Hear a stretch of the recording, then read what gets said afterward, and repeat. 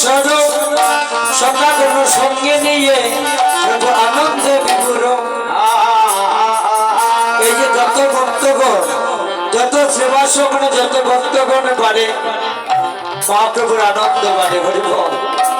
এই ভক্তগণকে সঙ্গে নিয়ে প্রভু এই মন্ডলীতে কীর্তন করেছে। আর এদিকে আমরা কি করেছি,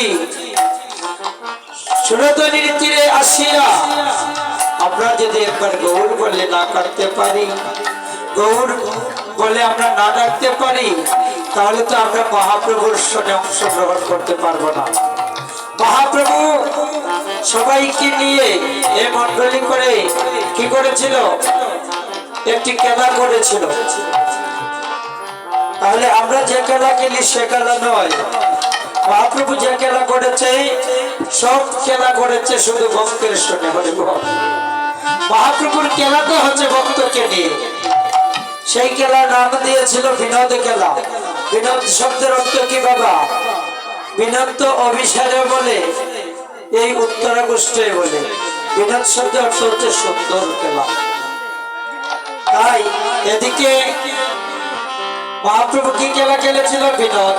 তাই পদকর্তার পথে লিখেছে, হয় খেলায় বিনোদ খেলা আমার গোটা বনে মালি,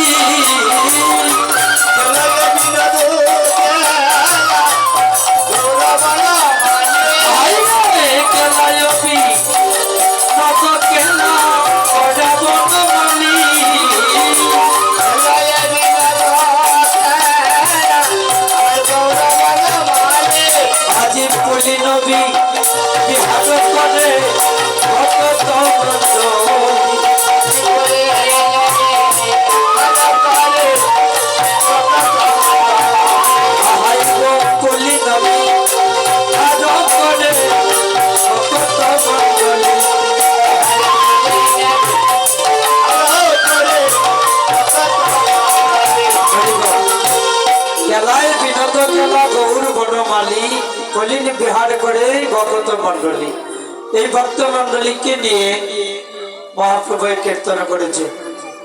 তাই এই কীর্তনে কি হয়েছিল, মহাপ্রভু এই খেলায় বিভোর হয়ে অন্ধকার হয়ে গিয়েছে, মহাপ্রভু ভাবতে পারেনি। হরিবল। হঠাৎ করে লক্ষ্য করে দেখে বেলি অবসান হয়ে যাচ্ছে। তাই মহাজন বলছে, বেলি অবসান দেখি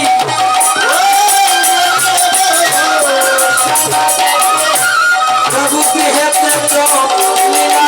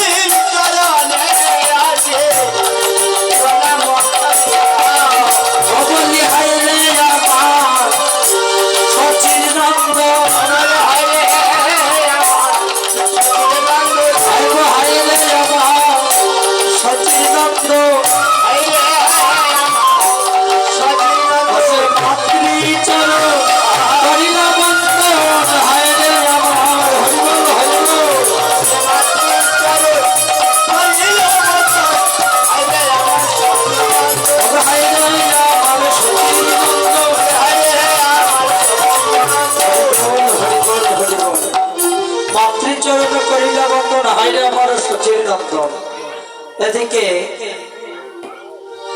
প্রভু কি করেছিল, এই জননীর চরণে প্রণাম করেছে।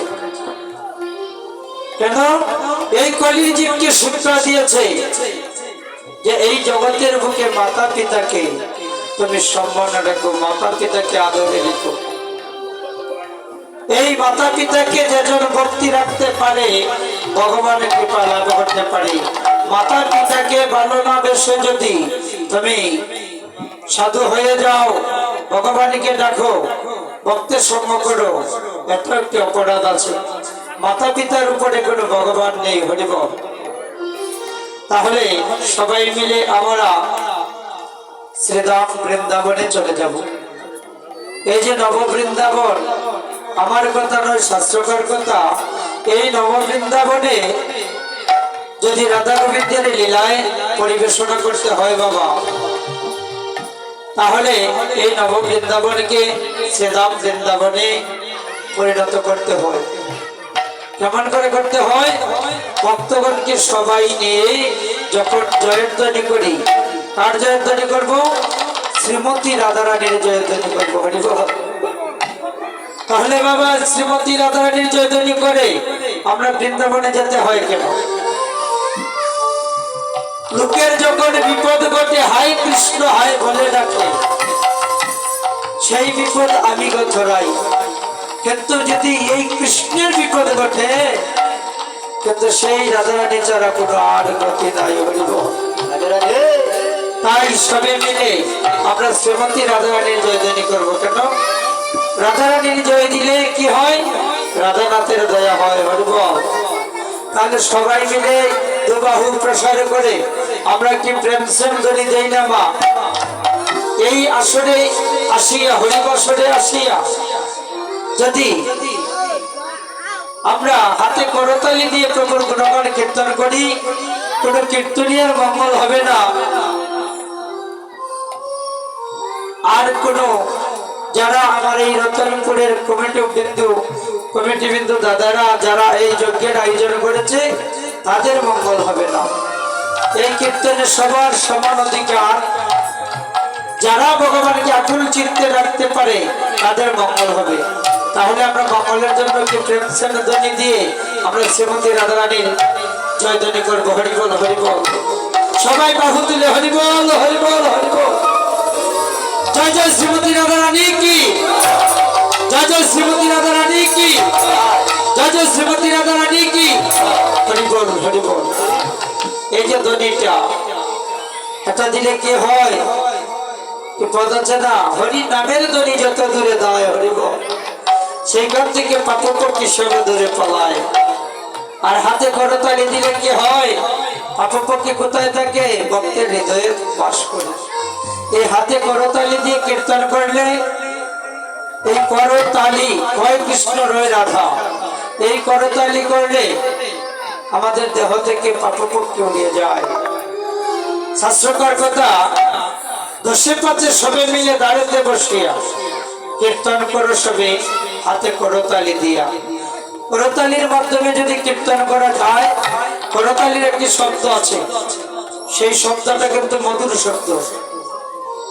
এই করতালির দ্বারা আমার হৃদয়ে যদি পাপপক্ষী তাকে, সেই পাপপক্ষী দুর্বৃত হয়ে যায়, হরিবল। তাহলে আমরা কিছুক্ষণের সময় রাধারানীর গুণগানটা করবো হাতে করতালি দিয়া, হরিবল। জয় রাধে রাধে রাধে, জয় রাধে রাধে